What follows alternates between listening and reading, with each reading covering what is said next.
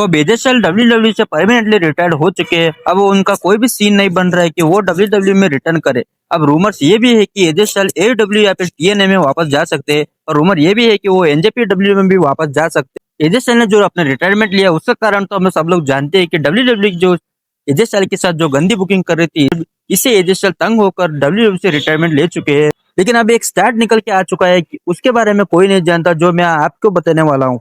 और आप अब ध्यान से सुनिए। एजे स्टाइल 2023, 2024, 2025 और 2026 में जो भी पीएलईस हुए इसमें रॉ या स्मैकडाउन को इंक्लूड मत कीजिए, सिर्फ पीएलई की बात हो रही है, जैसे रॉयल रंबल, रेसलमेनिया जैसे पीएलईस। इन 4 सालों की पीएलई में एजे स्टाइल ने एक भी विन को हासिल नहीं किया। मतलब एजे स्टाइल ने 23, 24, 25 और 26 इन 4 सालों में एक भी पीएलई में जीत को हासिल नहीं किया। इन सारे पीएलई में एजे स्टाइल ने लॉस का सफर किया है। मतलब royal rumble, WrestleMania, royal rumble, survivor series किसी भी पीएलई में एजे स्टाइल का मैच हुआ है, उस पीएलई में एजे स्टाइल ने हारा है।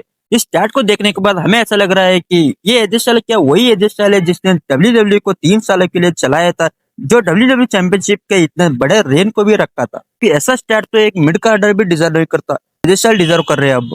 और हो सकता है किसी भी रॉ में या फिर स्मैकडाउन में एजे स्टाइल ने जीत को हासिल किया होगा, लेकिन इन 4 सालों में एजे स्टाइल ने किसी भी पीएलई में एक भी जीत को हासिल नहीं किया है। एजे स्टाइल का डब्ल्यूडब्ल्यू छोड़ना भी इनमें से कोई कारण भी हो सकता है। एक और छोटी अपडेट है एजे स्टाइल के बारे में, एक फनी मीम के बारे में। एजे स्टाइल जब स्टेफनी मैकमैन के शो में आते हो तो एक फनी कमेंट करते हैं। स्टाइल ने ये कहा है कि जब वो डब्ल्यूडब्ल्यू के बैक स्टेज में होते थे तो बहुत सारे सुपरस्टार उनको अंकल कह के पुकारते थे। कहने के बाद एजे स्टाइल को भी बुरा नहीं लगता था, क्योंकि वो डब्ल्यूडब्ल्यू के बैक स्टेज वाले जो क्रू मेंबर्स थे उनको अपने फैमिली की तरह ट्रीट करते थे। अगर वो उनको अंकल भी कह देते तो एजे स्टाइल को बुरा नहीं लगता था। और ये भी बताया कि बैक स्टेज में सिर्फ एक सुपरस्टार था जिसने उनको अंकल नहीं बल्कि डैड करके कॉल करते थे। सुपरस्टार है ऑस्टिन थ्योरी। एजे स्टाइल ने ये कहा है कि ऑस्टिन थ्योरी सिर्फ एक ऐसा सुपरस्टार है जो एजे स्टाइल को पापा कह के पुकारता था। एजे स्टाइल ने पहले ऑस्टिन थ्योरी को बोला था कि बूढ़ा हो कि मैं तेरा बाप भी बन सकता हूँ, और तब से ऑस्टिन थ्योरी एजे स्टाइल को पापा कह के बैक स्टेज के ऊपर कॉल करते हैं। फनी कमेंट एजे स्टाइल की तरफ से आया था तो मैंने आपके साथ शेयर कर दिया है।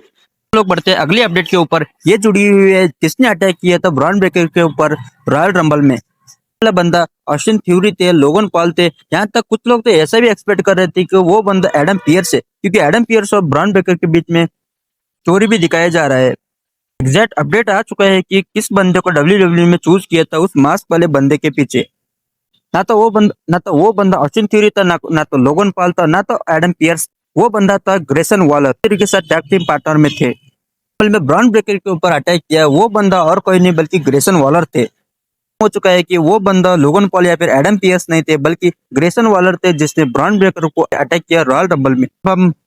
अब अलग अलग सुपरस्टार को चुनेगी उस मास्क वाले बंदे के पीछे, लेकिन हमें पता है कि आखिर में कौन निकल के आने वाले है उस मास्क वाले बंदे में, और वो है सेथ रॉलिंस।